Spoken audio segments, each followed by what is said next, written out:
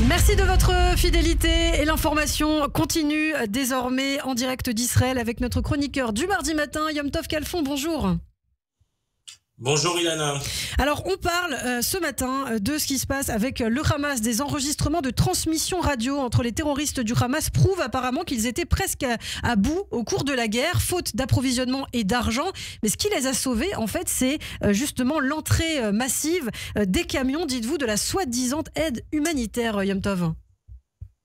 Oui, tout à fait. C'est une révélation de cette semaine qui ont été publiées sur la 12e chaîne israélienne en début de semaine, sont des transmissions radio qui ont été interceptées par Israël, donc dans la radio interne du Hamas, entre les différents terroristes de la branche militaire du Hamas. Ces enregistrements radio datent de fin décembre 2023, début janvier 2024.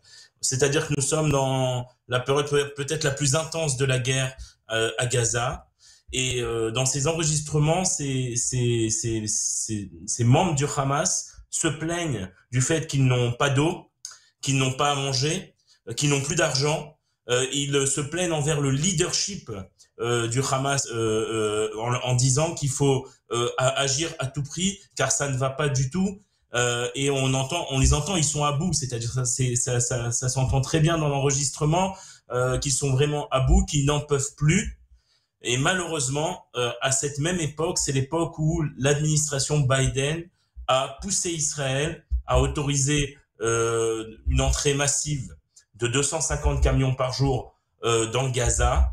Ce qu'a révélé donc le journaliste de la 12e chaîne, c'est qu'Israël a fait écouter à l'administration Biden ces enregistrements pour expliquer pourquoi il ne fallait pas faire rentrer les camions, car ceci serait en réalité une bouée de sauvetage pour le Hamas. Et malgré tout, l'administration Biden a quand même fait pression à ce que ces camions rentrent. Et ils ont été ces camions d'aide humanitaire qui, nous le savons, ont été pillés par le Hamas et donc détournés vers les tunnels du Hamas ou revendus une partie de la marchandise pour alimenter les caisses du Hamas. C'est ce qui a permis au Hamas de survivre au cours de la guerre. C'est l'aide humanitaire qui est rentrée en masse à Gaza qui a permis au Hamas de survivre durant la guerre. Et ça, c'est important de le dire, qu'on le sache, et ça a été donc apparemment levé au niveau de la censure militaire. Ces enregistrements ont été autorisés à la publication.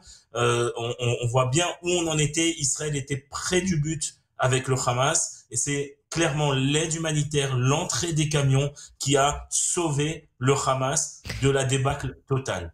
Alors, qu'est-ce que cela prouve finalement aussi pour conclure, Yom Tov? Est-ce que cela prouve justement les liens entre le Hamas et les organisations qui justement s'évertuent à continuer à livrer de l'aide humanitaire dans la bande de Gaza, comme l'UNRWA? Oui, clairement, et dans ces enregistrements, Ilana, on entend un des terroristes du Hamas parler de 2 agents de l'UNRWA, figurez-vous, qui sont aussi des membres de l'organisation, qui ont été blessés. Et il dit clairement, ce sont des membres de l'agence de l'UNRWA qui sont des hommes à nous. Et donc là encore, ces enregistrements prouvent une fois de plus, comme s'il y avait encore besoin de le prouver, qu'il y avait des liens donc directs entre l'UNRWA, donc organisme de l'ONU pour les réfugiés palestiniens, et le Hamas.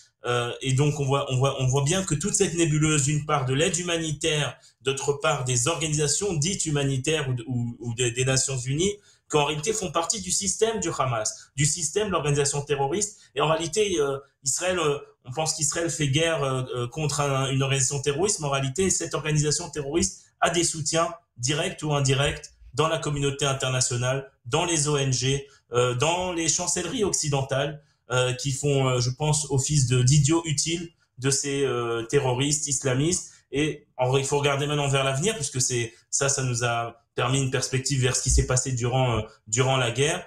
Vers l'avenir, il faut se tourner vers l'avenir et dire que si on veut en finir avec le Hamas, il faut laisser Israël faire la guerre jusqu'au bout et ne pas lier les mains d'Israël. Eh bien, merci beaucoup, Yom Tov Kalfon. Merci ce matin d'avoir été avec nous. On peut vous retrouver évidemment en podcast sur notre site internet radioj.fr et en vidéo sur notre chaîne YouTube. Je vous dis à la semaine prochaine. Merci.